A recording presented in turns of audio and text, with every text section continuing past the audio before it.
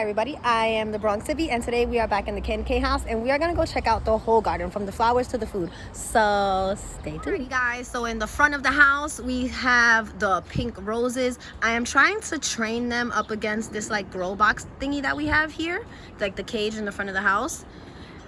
Here we also have these two palm trees. They are real, nice and big. So that's how the flowers are looking. I think they're looking really, really gorgeous. Let me stand up here so you guys get a better view. They're looking so good. I am very, very proud. Over here, we have our nice big red rose with its pink inside, pink white inside. Really, really pretty. Love this rose. The hydrangea is completely green, filled out. I have to do some weeding. There goes my cat. Hi. Hi. That's my kitty. She just had some babies, so she might be looking a little rough, a little tired. All right, I'm gonna take us inside. Oh, actually, we're gonna look at the roses right here. These roses right here are some of my favorite. I think they look so beautiful. They have this yellowish look. They start off orangish and then they like turn to like a yellowish. They're really, really pretty. I love how they look. I think they are gorgeous. Just gorgeous. We're gonna have a little intermission and we're gonna pet Mittens. She has two names, Mittens, Mitten Muffin, Mitten Muffin. She is a good girl. She is a very good girl.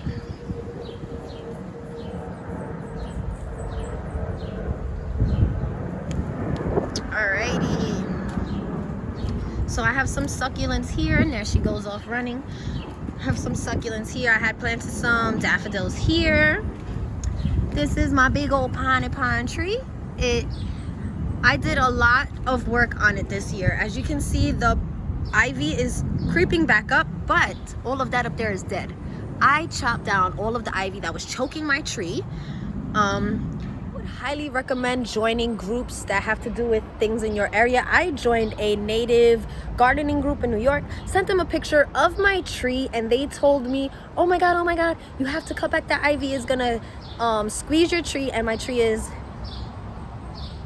huge. So they were like, it can fall, it can cause your house a lot of damage, or the neighboring house, and we don't want that either. So I did what I had to do. I went in with my pruners, my shears, my big girl arms, and I cut all of that ivy back. So pro tip, if you have ivy growing on a tree for aesthetic purposes, maybe don't. We have more of my pink roses. They look so well. Next year I might trim them just because they're swaying quite a bit, but these are a trailing rose, which is why they grow up so high. They look really, really pretty. This is my Heart of Sharon, something like that. Sorry for the airplane. Alrighty, so back to what I was saying. This is like a Heart of Sharon, something like that. But yeah, this is a flowering tree. It looks really, really pretty. This right here is a water fountain that is full of succulents because the water fountain broke in the backside, so it does not hold water anymore, but I tried to repurpose it and I think it looks really pretty. We're gonna move over here. We have another rose bush. It is, for the first time, these three have been in the ground for about 4 years, never let out roses because that tree was too tall, so it didn't have light. And I'm almost positive that before we cut this tree, like the lower branches, it wasn't getting any sun from this area as well. So now it's getting some little peaks of sun here and there, and they're starting to let off nice pink roses. Over here we have all of the inside pots. They've come outside. They all look really rough because my aunt, I don't want to throw her under the bus, but I am. She's the one who takes care of these pots on a daily basis because she lives in the candy cane house. I just live next door to the candy cane house. This is my grandma's house. So I come here every day and I just check up, but I usually don't go actually inside of the house. Sometimes I do, sometimes I don't. And when I do, I usually don't go into the flower room, which I guess I need to start doing more so that I can start taking care of them because they're all looking a little rough and we don't want our houseplants looking rough. So I think I'm gonna have to step up. Here we have a purple rose bush. That is the highest peak of it right there. So this is my purple rose bush.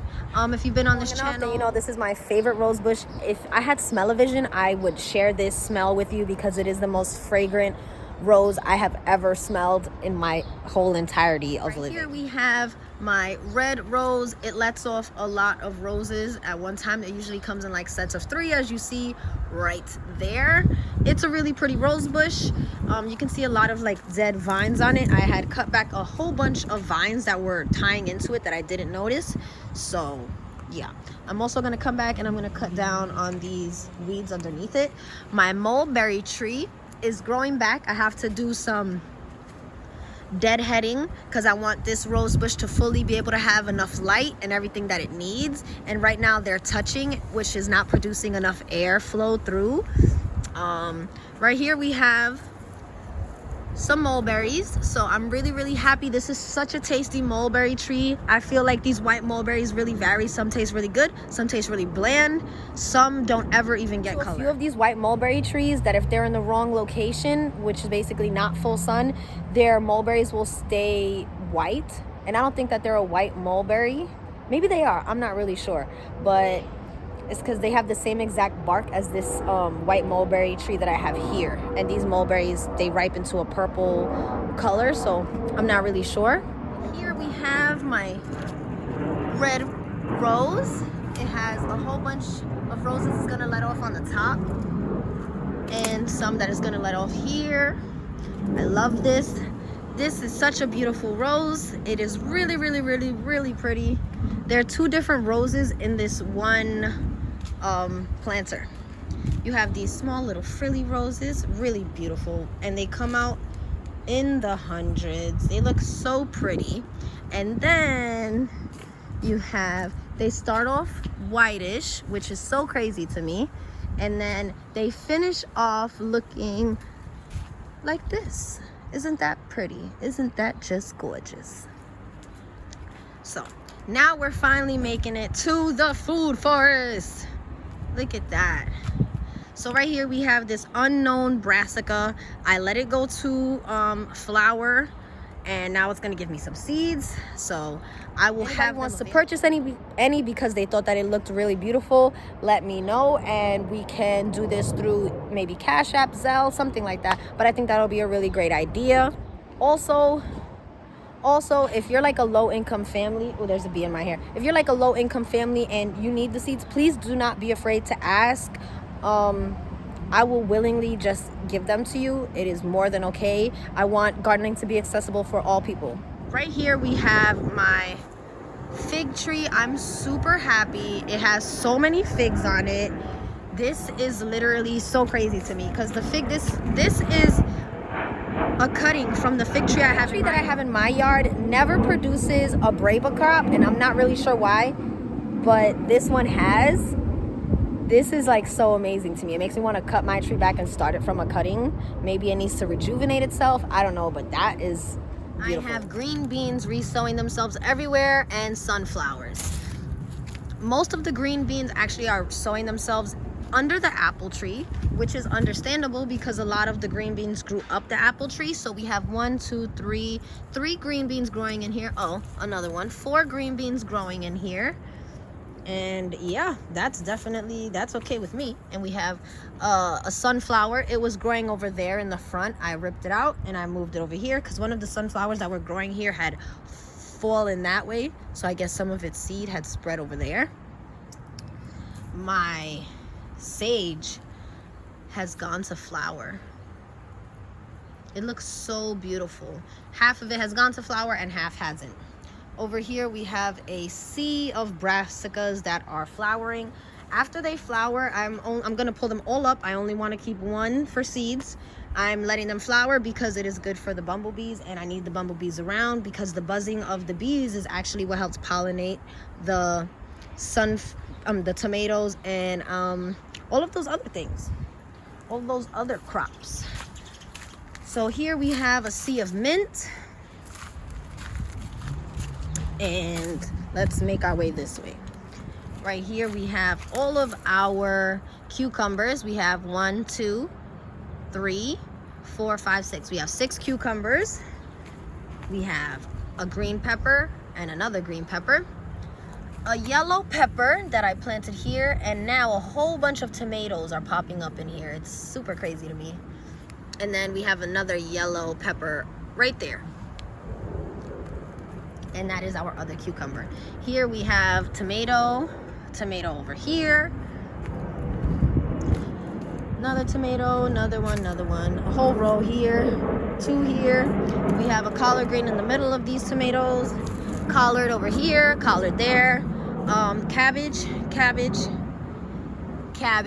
and another cabbage right here.